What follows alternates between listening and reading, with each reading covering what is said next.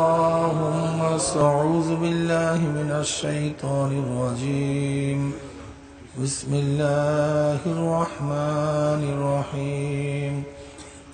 وما خلقت الجن والإنس إلا ليعبدون. صدق الله مولانا العظيم وصدق رسول النبي الكريم. বাহিরের মাইকগুলি একটু কমায় দেন, বাহিরের মাইকগুলি সামান্য একটু কমায় দেন। আল্লাহ পাকের বান্দা জনাবে মুহাম্মদুর রাসূলুল্লাহ সাল্লাল্লাহু আলাইহি ওয়াসাল্লামের উম্মতগণ, আল্লাহ পাক রব্বুল আলামিন আপনাকে আমাকে এই ফিতনা ফাসাদের জমানায়, যখন তাম দুনিয়ার থেকে ইসলাম মুসলমানদেরকে মিটিয়ে দেওয়ার ষড়যন্ত্র চলতেছে, তাম দুনিয়ার মধ্যে ইসলাম মুসলমান থাকবে কি থাকবে না, এই প্রশ্নের সৃষ্টি হয়েছে।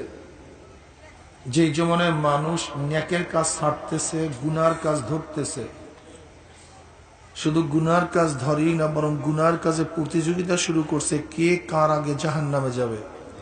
সবাই বলি না আউযু বিল্লাহ। যে জমানায় মানুষ নেকের কাজে আশ্চর্য হয়, গুনার কাজে স্বাভাবিক থাকে, যে জমানায় মুসলমান ইসলামকে পছন্দ করে না, বরং নামধারী মুসলমান ইসলামের সবচেয়ে বড় দুশ্মন হয়ে গেছে, সেই মুহূর্তে আল্লাহ পাক রব্বুল আলামিন আপনাকে আমাকে কোরআন ও হাদিসের মাজলিস, আলেম ওলামা, মুমিন মুত্তাকিন, জাকিরিন শাকিরিনদের গুরুত্বপূর্ণ এক দামি মাজলিসে আসার, বসার, বলার, শোনার তৌফিক আল্লাহ পাক দান করছেন। এর জন্য শুকরিয়া তান সবাই বলি আলহামদুলিল্লাহ। এই মাজলিস অনেক গুরুত্বপূর্ণ, অনেক দামি, অনেক দামি। কেমন দামি? অনেক দামি হওয়ার কারণে খোদ আল্লাহ পাক রব্বুল আলামিন এই মাজলিসকে কেন্দ্র করে ফেরেশতাদের সাথে গর্ব করেন। সবাই পড়ি না ভাই সুবহানাল্লাহ? সুবহানাল্লাহ পড়বেন। একবার সুবহানাল্লাহ পড়লে 1000 নেকি আমল নামায় লেখা হয়ে যাবে। এই বিষয়ে বখিলি করা ঠিক না, কিপটামি করা। এখানে আসছি কেন? কি কামাই করার জন্য? একবার সুবহানাল্লাহ 1000 নেকি করবেন না কেন? কারণটা কি? শুধু 1000 নেকি নয়, সাথে সাথে 1000 গুনাহ আমল নামা থেকে ঝরে যাবে। নগদ লাভ, নগদ। وعن معاوية رضي الله تعالى عنه قال خرج رسول الله صلى الله عليه وسلم পড়ে না সবাই সাল্লাল্লাহু আলাইহি ওয়াসাল্লাম, পড়ে না। আমার নবীর উপরে একবার দুরূদ পড়বেন, সাথে সাথে আমার মাওলা 10টা রহমত নাযিল করবেন। এখানে আসছেন ব্যবসা করার জন্য, ব্যবসা করিয়া যায়েন। এই দুনিয়ার ব্যবসা না, আখিরাতের ব্যবসা, ঠিক না? এর জন্য সুবহানাল্লাহ, আলহামদুলিল্লাহ, আল্লাহু আকবার বারবার জবানে উচ্চারণ করবেন, ভুল করবেন না। খরাজা রাসূলুল্লাহ সাল্লাল্লাহু আলাইহি ওয়াসাল্লাম আলা হালকাতি মিন আসহাবিহি ক্বালা মা আজলাসাকুম ক্বালু জালাসনা নাযকুরুল্লাহ ওয়া নাহমাদু আলা মা হাদানা আল ইসলাম ওয়া মান নাবী আলাইনা ক্বালা আল্লাহি মা আজলাসা যালিক قالوا الله ما أزلسنا ذلك قال رسول الله صلى الله عليه وسلم أما إني لم أستهلككم تحمة لكم ولكن آتاني جبرائيل فأخبرني أن الله يبارك الملائكة رواه مسلم شبه حديث المبدأ سے نبی علیہ السلام صحابہ کرام রাদিয়াল্লাহু তাআলা আলাইহিম আজমাইনদের এমন এক হালকার নিকট থেকে, মাজলিসের নিকট থেকে রওনা করলেন। আল্লাহর হাবিব প্রশ্ন করলেন, সাহাবারা এখানে কি করতেছো? খরাজা রাসূলুল্লাহ সাল্লাল্লাহু আলাইহি ওয়াসাল্লাম আলা হালকাতি মিন আসহাবিহি। নবী আলাইহিস সালাতু ওয়াস সালাম সাহাবায়ে কেরাম রাদিয়াল্লাহু তাআলা আলাইহিম আজমাইনদের এমন এক মাজলিসের নিকট থেকে রওনা করলেন। নবী আলাইহিস সালাম বলেন, হ্যাঁ আমার সাহাবারা, কি করতেছো এখানে, কেন বসছো? সাহাবারা জবাব দিলেন, নাসকুরুল্লাহ, আমরা বসে বসে মাওলার জিকির করতে এসেছি এবং মাওলা পাকের প্রশংসা করতে। নবী আলাইহিস সালাম কসম কাটলেন, আল্লাহর কসম, তোমরা যেই জবাব দিস উদ্দেশ্যে বসছো। সাহাবারা কসম কাটলেন, আল্লাহর কসম, আমরা যেই জবাব দিস উদ্দেশ্যে বসছো, অন্য কোনো উদ্দেশ্যে বসি নাই। নবী আলাইহিস সালাম বলেন, হ্যাঁ আমার সাহাবারা, জানো আমি কেন কসম কাটলাম? এই মাত্র আমার কাছে জিবরাইল আসছে, আমাকে খবর দিয়া গেল আল্লাহ পাক রব্বুল আলামিন তোমাদেরকে নিয়ে ফেরেশতাদের মধ্যে গর্ব করতে আছে। তাই জিকিরের মাজলিস নিয়ে ফেরেশতাদের মধ্যে কে গর্ব করেন? খোদ আল্লাহ নিজে। জাকিরিনদের মাজলিস, হালকা জিকিরের মাজলিস নিয়ে খোদ আল্লাহ পাক ফেরেশতাদের মধ্যে গর্ব করেন। এখন বুঝেন এই মাজলিসের দাম কি? আবার অনেকে হালকা জিকির পছন্দ করে না, এরকম আছে না? অথচ হাদিসের ইবারত কি? আলা হালকাতি মিন আসহাবিহি, মুসলিমের হাদিস। সাহাবায়ে কেরামের হালকার নিকট থেকে, হালকা বলা হয় আরবিতে একত্রিত হয়ে বসাকে, এই মাজলিসকে আরবিতে জোরে বলেন কি বলা হয়? এমন এক মাজলিসের নিকট থেকে যখন রওনা করছেন, তখন প্রশ্ন করছেন সাহাবারা, করো কি? আল্লাহ নবীর প্রশ্নের জবাবে সাহাবারা কি জবাব দিলেন? নাসকুরুল্লাহ, আমরা বসে বসে মাওলার জিকির করতে আছি। যে জিকিরের মাজলিসকে কেন্দ্র করে আল্লাহ পাক ফেরেশতাদের মধ্যে গর্ব করেন। এখন বুঝেন তো এই মাজলিসের দামটা কি, কত দামি মাজলিস। জানেন এই মাজলিসের দাম কি? কিয়ামতের ময়দান আল্লাহ পাক রব্বুল আলামিন একদল সম্প্রদায়কে উঠাবেন। লাইয়াব আসানুল্লাহ আকওয়ামান ইয়াউমাল কিয়ামা, একদল সম্প্রদায় কিয়ামতের ময়দানে উঠবে, উঠানো হবে। ফি উজুহিমিন নূর, যাদের চেহারা নূরে আলোকিত হয়ে যাবে। আলা মানাবির লুলু, জাবারজাত জামারাত, সবুজ ইয়াকুত পাথরের দ্বারা নির্মিত এক সিংহাসনের মধ্যে অধিষ্ঠ থাকবেন।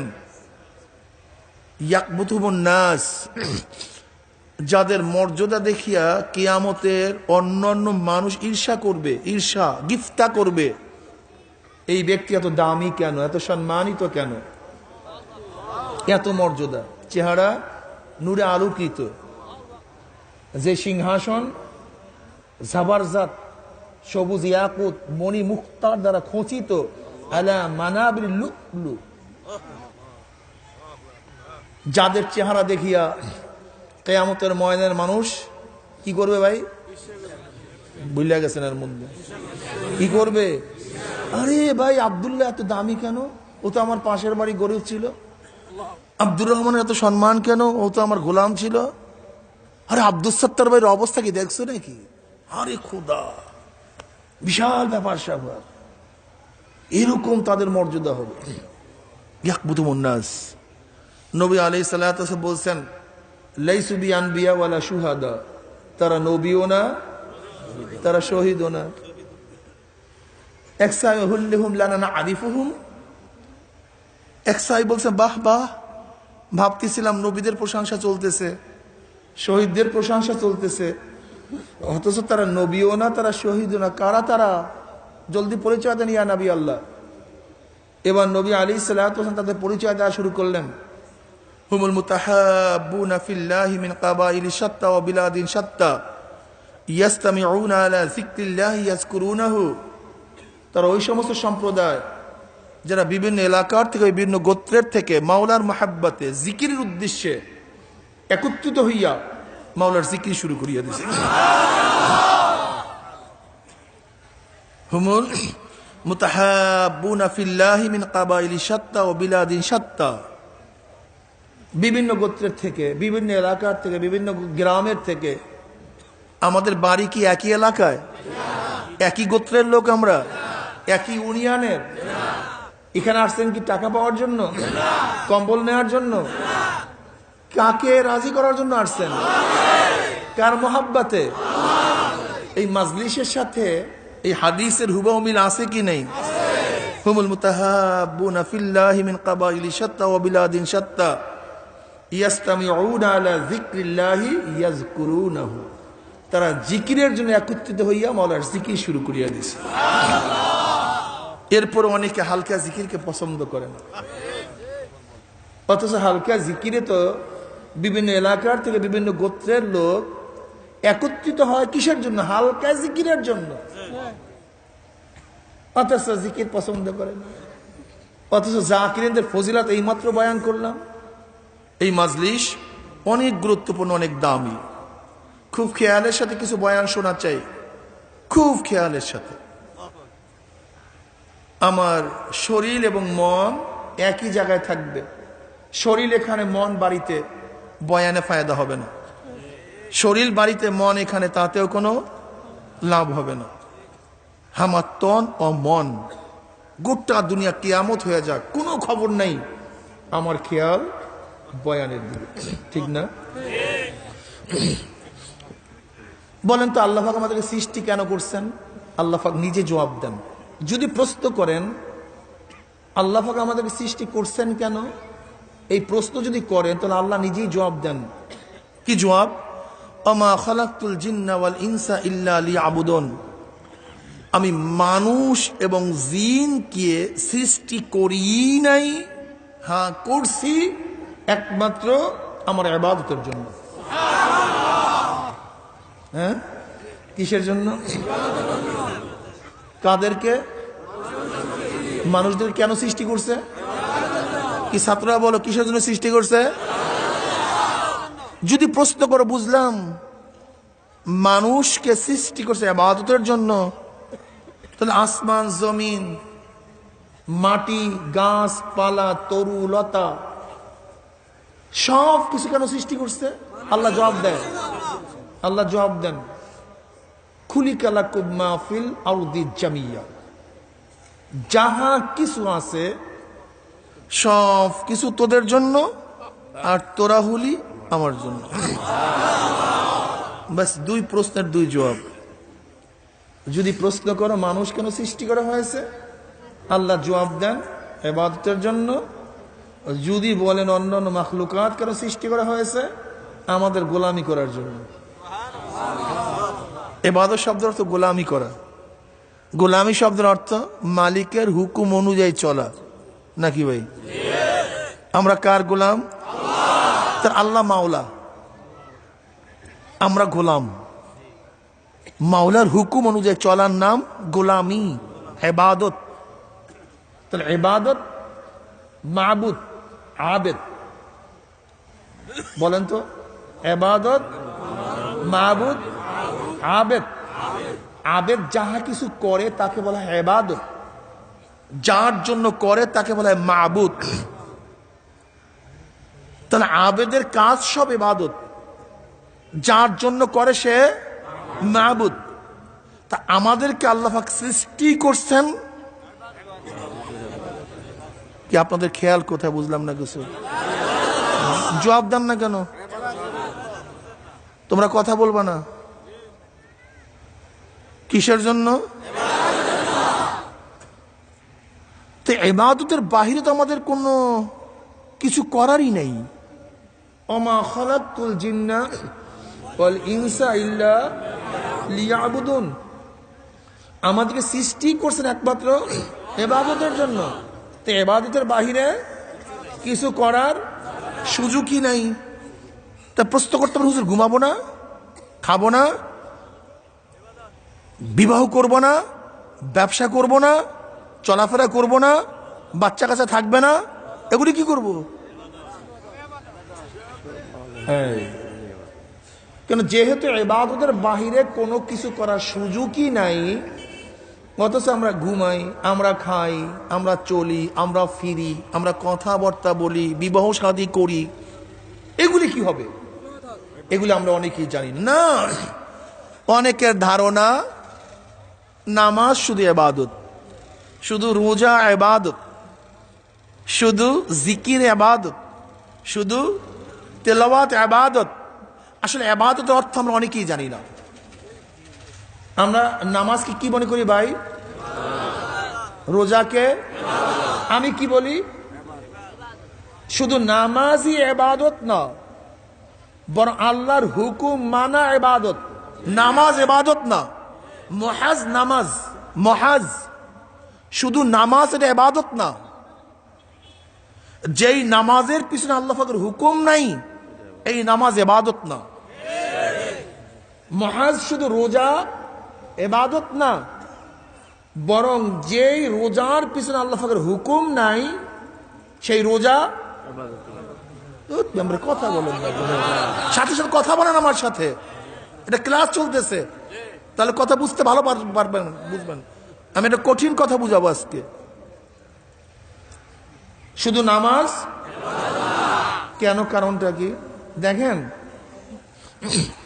যদি মহাজ নামাজ ইবাদত হইতো, তাহলে যখনই আমি নামাজ পড়বো তখনই আমার সওয়াব হইতো। কিন্তু যখন সূর্য স্থির, তখন যদি নামাজ পড়েন সওয়াব হবে না গুনাহ হবে? যখন সূর্য উদিত হইতেছে যদি ইবাদত করেন, নামাজ পড়েন, গুনাহ হবে না সওয়াব হবে? তার মানিটা কি? শুধু নামাজ ইবাদত না, বরং ওই সময় নামাজ না পড়া ইবাদত। ওই সময় নামাজ, তা কি বুঝলেন? নামাজ পড়া ইবাদত, নামাজ না পড়া ইবাদত। অথচ এতদিন কি জানছি? নামাজ ইবাদত না। যেই নামাজের পিছনে আল্লাহ পাকের হুকুম নাই, সেই নামাজ ইবাদত না। আচ্ছা বলেন তো, আপনি যদি ঈদের দিন রোজা রাখেন সওয়াব হবে না হারাম কবিরা গুনাহ? কারণটা কি? হ্যাঁ, অথচ আপনার নামাজ রোজাকে ইবাদত মনে করতেছেন, নামাজ রোজাকে ইবাদত মনে করতেছেন, এটা ভুল। আসলে নামাজ ইবাদত না, রোজা ইবাদত না। ইবাদত আল্লাহ পাকের হুকুম, যেই ইবাদতের পিছনে আল্লাহ পাকের হুকুম আছে সেটা ইবাদত, আর যেই ইবাদতের পিছনে আল্লাহ পাকের হুকুম নাই সেটা কি না? ইবাদত না। তাহলে আমার মূল ডিউটি কাজ হল আল্লাহকে হুকুম মানা। কি মানা ভাই? এবার বলেন তো, নামাজের ব্যাপারে আল্লাহ পাকের হুকুম মানলেন, কিন্তু আল্লাহর জমিনে আল্লাহর হুকুমকে বাস্তবায়নের জন্য আল্লাহর হুকুম মানলেন না, তার মানে তুমি আবেদ না। তুমি মৌলবী হতে পারো, তুমি আলেম হতে পারো, তুমি মুহাদ্দিস হতে পারো, তুমি মুফতি হতে পারো, তুমি পীর হতে পারো, কিন্তু তুমি আবেদ না। কেন আবেদ না? কারণটা কি? শোনেন, বোঝেন আগে মিয়া। যখন জবাব দিতে করি তখন দেন না, আগেই জবাব দিয়ে বই থাকে। যখন প্রশ্ন করি তখন জবাব দিয়েন। দেখেন মৌলবীরা কিভাবে ধরা খায়, পীরেরা কিভাবে ধরা খায়। আমি দুইটা আয়াত দিয়ে বুঝাবো। আকিমুস সালাহ বলেন। সবাই বলছেন। আজকে আমার ছাত্রগুলি ভালো মনে হইতেছে না, এগুলি অ্যাটিটিউড ভালো দেখতেছি না, আমার চেহারার মধ্যে তাকায় দেখছি ছাত্র বেশি ডক না, এর জন্য কথা আসতেছে না, গিলার মতো লোক কম, অ্যাটিটিউড ঠিক নেই, এর জন্য বয়ানের মধ্যে ঢক লাগতেছে না। আল্লাহ কবুল করে গেল না, জোরে কইলে হইবে না, বুঝতে হইবে, বয়ান বুঝতে হবে, ঠিক না? আকিমুস সালাহ বলেন। আকিমুস সালাহ যদি শুধু তেলাওয়াত করেন, তেলাওয়াতের নিয়াতে প্রত্যেক হরফে 10 নেকি পড়েন। আকিমুস সালাহ অর্থ নামাজ কায়েম করো, সালাহ অর্থ নামাজ, আকিমু মানি কায়েম করো, আমরের সিগা, ঠিক না? আমর সাধারণত ওজুবের জন্য আসে। কিসের জন্য আসে? আমরের হাকিকত ওজুব, নদুব তার মাজাজ, ঠিক না? আকিমুস সালাহ অর্থ কি? গোটা দুনিয়ার সমস্ত মানুষ একমত এই আয়াতের ভিত্তিতে নামাজ ফরজ। যারা মোমেন মুসলমান তাদের কার মধ্যে কোনো দ্বিমত নেই, সমস্ত মুসলমান মোমেন গোটা দুনিয়ার একমত নামাজ কি ভাই? এ ব্যাপারে কার কোনো কি নাই? কোনো দ্বিমত নেই, কোনো দ্বিমত নেই। এবার পড়ো আকিমুদ্দিন, পড়ো পড়ো আকিমুসসালাহ, আকিমুদ্দিন। আকিমুদ্দিনের অর্থ কি? দিন কায়েম করা। আকিমুসসালাহ অর্থ, এবার বলো তো গোটা দুনিয়ার মানুষ আকিমুসসালাহ এই আয়াতের ভিত্তিতে নামাজকে ফরজ মনে করে, কিন্তু একই শব্দ আকিমুদ্দিন, দিন কায়েম করো, একই আল্লাহ, একই কোরআনের মধ্যে, একই নবীর মাধ্যমে আকিমুসসালাহ, আকিমুদ্দিন। নামাজের ব্যাপারে কারোর দ্বিমত নাই, কিন্তু দিন কায়েমের ব্যাপারে দ্বিমত কেন? তার মানিটা কি? তুমি কোরআন মানো না, তুমি ইবাদত করো প্রভাবিত। কি ইবাদত? প্রভাবিত ইবাদত বুঝেন? আল্লাহর হুকুমের ইবাদত মানো না, প্রভাবিত ইবাদত। প্রভাবিত ইবাদতটা কি ভাই? আপনার আমার বাচ্চা মা বা মার সাথে সেজদায় লুটায় পড়ে, বাচ্চার বয়স 4-5 বছর, 3 বছর, কিছু লুটায় পড়ে, ও মনে হয় ফরজ আদায়ের জন্য নামাজ পড়তেছে আল্লাহর ভয়ে। কিসের প্রভাবে প্রভাবিত হয়ে? মা পড়তেছে, এই প্রভাবে প্রভাবিত হয়ে সেও সেজদা দেয়। বাচ্চারা রোজা রাখে, ভাঙবে না রোজা আজকে, হ্যাঁ যারা চেষ্টা করলো, রোজা আল্লাহর ভয় না, আল্লাহর হুকুমের জন্য, জাহান্নাম থেকে বাঁচার জন্য, জান্নাত পাওয়ার আশায় কেন রোজা রাখতেছে? হ্যাঁ, ওই বাপ মা ভাই বোন সবাই রাখে, এই প্রভাবে প্রভাবিত হয়ে সেও রোজা রাখে, আল্লাহর হুকুম পালন করার জন্য না। ঠিক আমাদের দেশে হাজারো মানুষ নামাজ পড়ে, রোজা রাখে আল্লাহর হুকুম পালন করার জন্য, প্রভাবিত নামাজ, প্রভাবিত রোজা।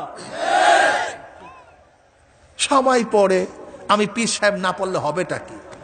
সবাই রাখে, আমিও না রাখলে পীরগিরি চলবে না, ইমামতি চলবে না, আমাকে মুসলমান বলবে না। যদি আল্লাহর হুকুম পালন করার জন্য নামাজ পড়ো, তাহলে আকিমুদ্দিন এই ব্যাপারে তোমার অনীহা কেন? কারণটা কি? তুমি মানতে পারতেছো না কেন? ভালো লাগে না কেন? হ্যাঁ, পড়েন কুতিবা আলাইকুমুস সিয়াম, পড়েন, হ্যাঁ পড়ো তোমরা।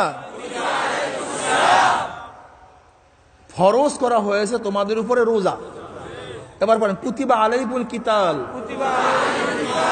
কুতিবা আলাইকুমুল কিতাল, কুতিবা আলাইকুমুস সিয়াম, কুতিবা আলাইকুমুল কিতাল, একই আয়াত, কুতিবা আলাইকুম, কুতিবা। তাহলে রোজা রাখার ব্যাপারে সবাই একমত, কিন্তু আল্লাহর জমিনে আল্লাহর হুকুমতকে বাস্তবায়ন করার জন্য সংগ্রাম করাতে সবাই একমত না কেন? এখানে তো ফতুয়া কেন? হ্যাঁ, প্রভাবিত ইবাদত, প্রভাবিত ইবাদত। অধিকাংশ মানুষ দাঁড়ি রাখে প্রভাবিত, মাওলার ভয় না, আমার নবীর মহাব্বতেও না। এখন বুড়া হয়ে গেছে, দাদা হয়ে গেছে, এখন দাড়ি না রাখলে দাদা নাতি ধরবেটা কি? কি কথা বলেন না কেন? দাড়ি ছাড়া কান ধরবে, নাতি কি ধরবে? এর জন্য দাড়ি রাখছে।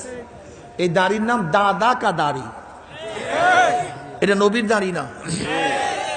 কেউ দাড়ি রাখছে নানা কা দাড়ি, কেউ দাড়ি রাখছে সভাপতি কা দাড়ি, মসজিদের সভাপতি হয়েছে, এখন দাড়ি না রাখলে সেক্রেটারি কা দাড়ি, কি আছে কি নেই? সমাজপতি কা দাড়ি, নেতা কা টুপি, ইলেকশনে দাঁড়াইছে, এখন টুপিটা কাটতেই হয়। কোন ক্যান্ডিডেট তো এক নামাজ 5 বার পড়ে, জোহরের সময় এক জায়গায় পড়িয়ে আসছে, আর এক মসজিদে আবার মসজিদে ওই ইলেকশনের নামাজ, প্রভাবিত নামাজ, মাওলার নামাজ না।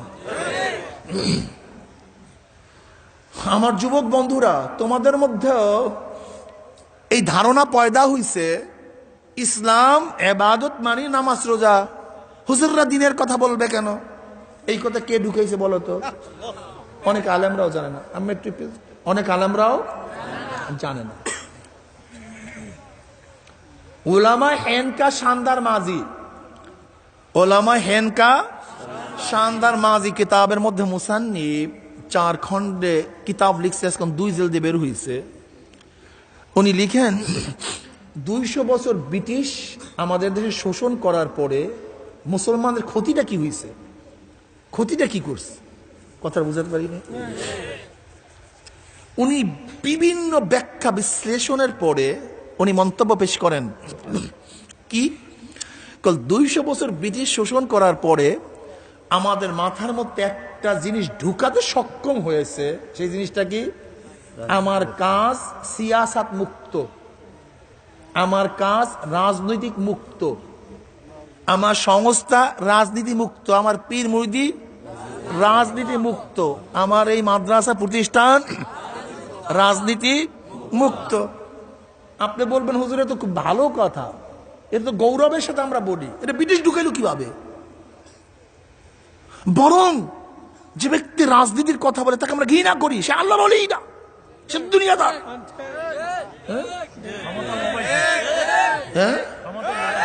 এগো ক্ষমতার লোভ মারছে, ক্ষমতায় যাইতে চায়, আবার বসতে চায় চেয়ারে। এদেরকে আমরা আল্লাহই মনে করি না, বরং আল্লাহওয়ালা মনে করি ওই ব্যক্তিকেই, যেই ব্যক্তি সবসময় রুমাল মাথায় দিয়া, ঘোমটা দিয়া, রাস্তার পাশ দিয়া হাঁটবে, কারোর সাথে কথা বলবে না, যদি তাকে পিঠে মাইরাও ফালান সে প্রতিবাদ করবে না, গাড়ির মধ্যে থাপ্পড় একটা দিছেন বলবে ভাই আর একটা দিয়া দাও, তোমার মনে হয় কষ্ট হইছে। একই তো আমরা আল্লাহ আল্লাহ মনে করি। আমরা যতই তাকে গুতান না কেন, সে তো ফোঁসও করে না।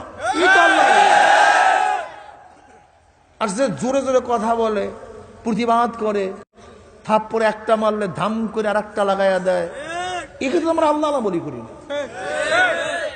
কি সমাজের মধ্যে ধারণা আছে কি নাই? আসলে তুমি নবী মোহাম্মদের উম্মতই না, সমস্যা এই, তুমি ঈসা নবীর উম্মত। কোন নবীর উম্মত? ঈসা নবীর উম্মত। তুমি নবী মোহাম্মদের উম্মত না। তুমি ইসলাম বুঝুই তো না, সমস্যা এখানে। তুমি ইসলাম বুঝুই নেই, সমস্যা এখানে। ঈসা নবীর ধর্ম কি ছিল?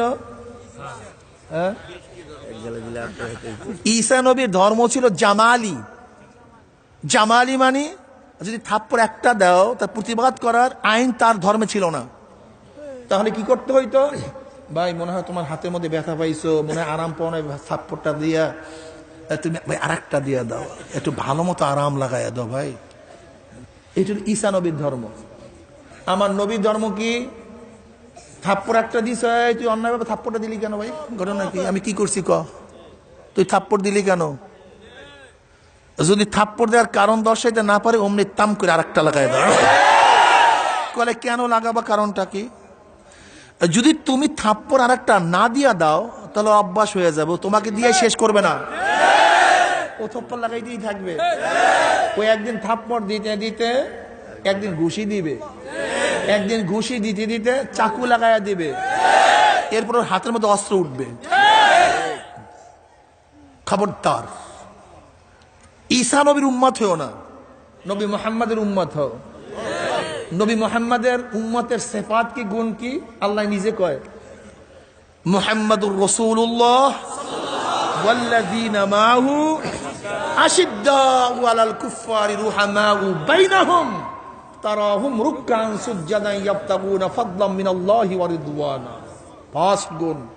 প্রথম গুণ আশিদ্দাউ আলাল কুফফার, আশিদ্দাউ আলাল কুফফার, কাফের বেঈমান মুশরিকদের বিরুদ্ধে কঠিন এবং শক্ত।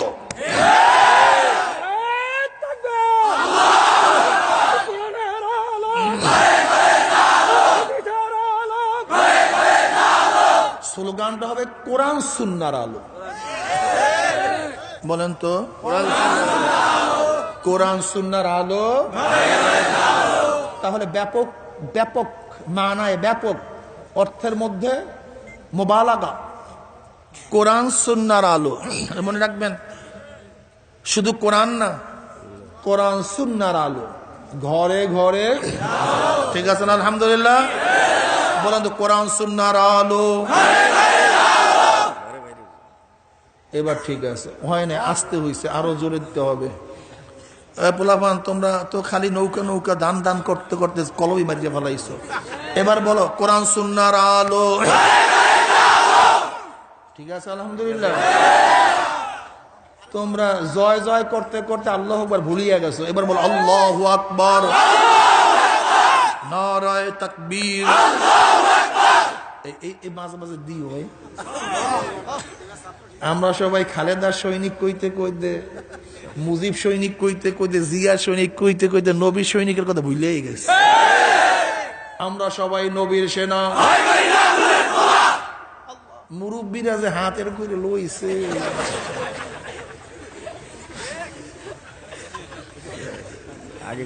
দুই ভাবে কন, একটু জোরে কন, দুই হাত উঠে কন তো মুরব্বী, ওরকম হাত ছাড়েন, বলেন আমরা সবাই নবীর সেনা। দেখলে ভালো লাগে। আমরা সবাই নবীর সেনা, দুই হাত উঠান। আমরা সবাই নবীর সেনা, আমরা সবাই রসুল সেনা। এতে একটু শরীরের মধ্যে চাঙ্গা হয়। কারণ ঘটনা হয়েছে তারেক বিন জিয়াদ রহমাতুল্লাহ, তারেক বিন জিয়াদ রহমাতুল্লাহ আলাই স্পেন দখল করছে, তখন তার বয়স ছিল 70 বছর। এর 70 বছর হয়েছে, কোনো নিজেকে দুর্বল মনে করিয়েন না, কথা ঠিক না? আর হযরত মুহাম্মদ বিন কাসিম রহমাতুল্লাহ আলাই ভারত দখল করছে, তখন তার বয়স ছিল মাত্র 17 বছর। তোমাদের বয়স 17 বছর উপরে আছে না? আলহামদুলিল্লাহ। সে তো ভারত দখল করছে রাজা দাহিরের বিরুদ্ধে, আর তুমি তো মুরগিও দখল করতে পারো না। কথা বুঝছো? এগুলো মুসলমানের অবস্থা। আল্লাহ আমাদের সবাইকে মাফ করিয়া দেব। আরে মুসলমান কোথায়, মুসলমান আর কোথায় আমরা? যে দরবেশ হয়েছি মর্দামি ছাড়ছি, যে মর্দামি ধরছি সে দরবেশি ছাড়ছি। এই সমস্যা এখানে। অথচ মুসলমানের সিফাত সম্পর্কে আল্লাহ কি বয়ান করলেন? মুহাম্মাদুর রাসূলুল্লাহ ওয়াল্লাযীনা মাহু আশিদ্দাউ আলাল কুফফার রুহামাউ বাইনাহুম, কঠিন এবং নরম, দুইটা। এর জন্য আমি অনেক সময় বলি, চরমরাই মুজাহিদদের যখন মাথায় পাগড়ি থাকে তারা সবচেয়ে নরম, আর যখন পাগড়ি কবরে থাকে তখন সবচেয়ে গরম। কথা বুঝতে পারেন?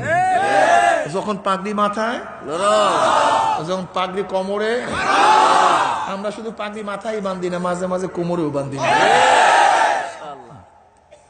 এর মনে রাখতে কি যুবক, ঠিক আছে না? আলহামদুলিল্লাহ। আকিমউদ্দিন কি কায়ম করো।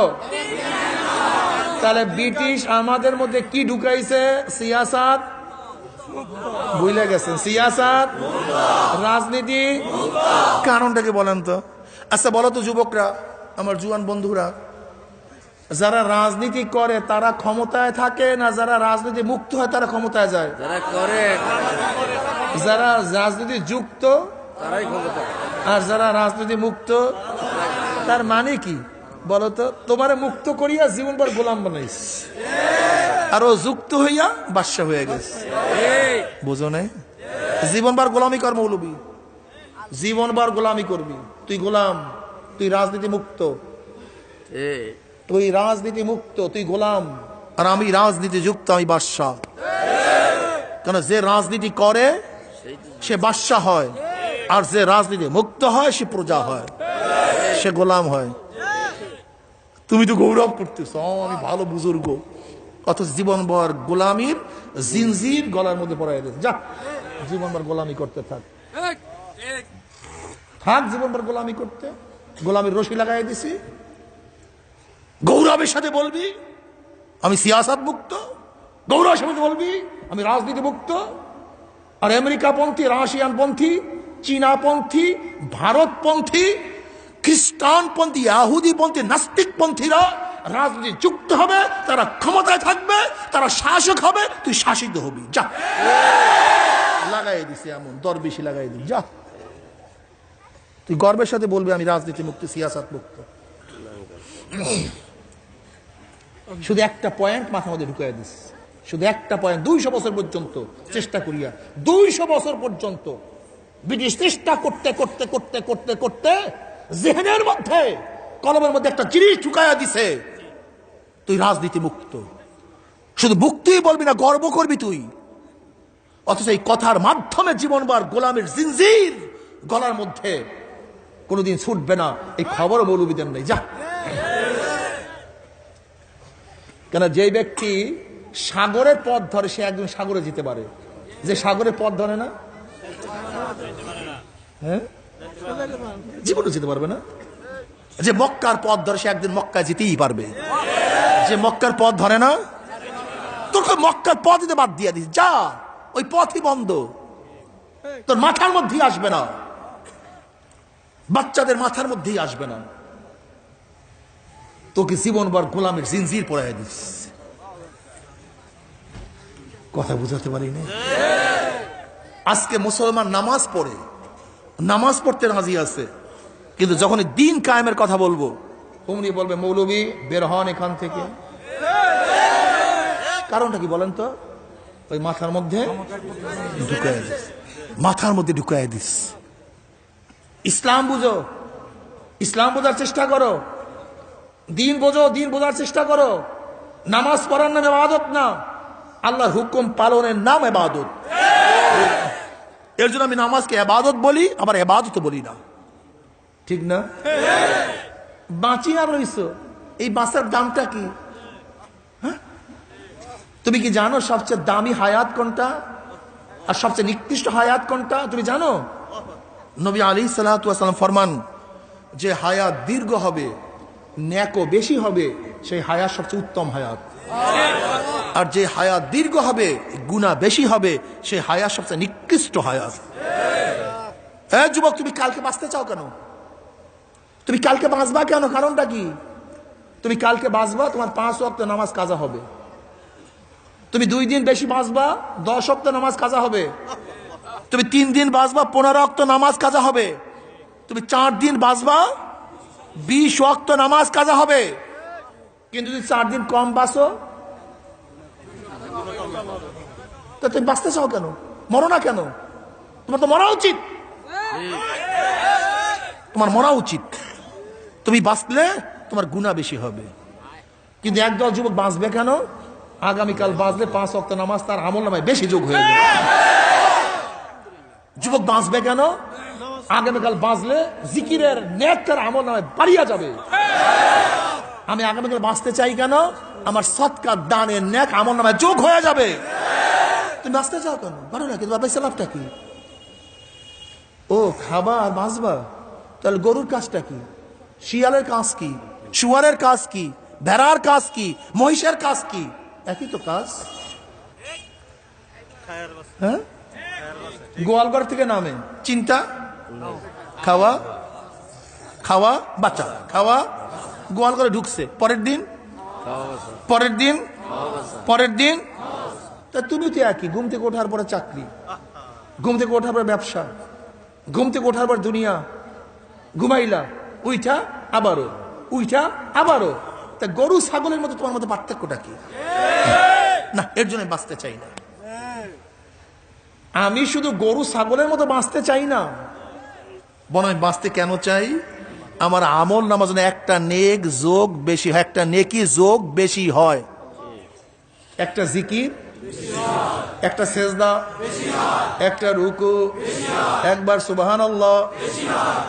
সুলাইমান নবী আলাইহিস সালাতু ওয়াস সালাম তখতে সুলাইমানের মধ্যে উঠতেছিলেন, তখতের একটা ছায়া এক কৃষকের মাথার মধ্যে পড়িয়া গেল। কৃষক উপরের দিকে তাকায় বলছে সুবহানাল্লাহ। আল্লাহ পাক ইবনে দাউদকে কত সম্মানিত করছে, ইজ্জত ওয়ালা করছে। এই আওয়াজ সুলাইমান নবী আলাইহিস সালাতু ওয়াস কানে ঢোকার সাথে সাথে সুলাইমান নবী আলাইহিস সালাতু ওয়াস সালাম বললেন, হে কৃষক, আল্লাহ পাক রব্বুল আলামিন আমাকে যে সম্মান করছে, যে দামি বানায়া দিছে, এর চেয়ে 1000 কোটি গুণ বেশি দামি হলে তুমি একবার সুবহানাল্লাহ বলছো তার।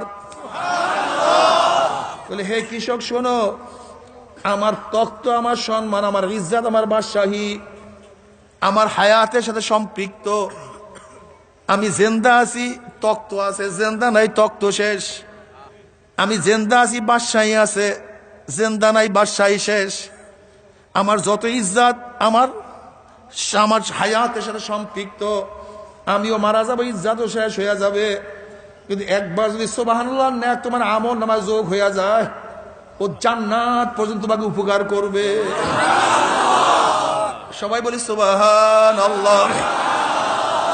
এ আমার যুবক বাবারা, মুরব্বী বাবারা, পর্দার মা বোনেরা, কি নিয়ে রওনা করছো? কোথায় রওনা করছো? গরু ছাগলের মতো বাঁচার জন্য আমরা দুনিয়াতে আসি নাই, মাওলাকে পাওয়ার জন্য দুনিয়াতে আসছি। যদি মাওলাকে রাজি খুশি করিয়া মাওলার কবরে যাইতে পারো, আমার মাওলা রব্বুল আলামিন কবরটাকে জান্নাতের বাগিচা বানায়া দিবে। কিয়ামতের ময়দানে উঠবা, আমার মাওলা রব্বুল আলামিন আরশের নিচে জায়গা করিয়া দিবে, আমল নামার ডাইন হাতে দিয়া দিবে।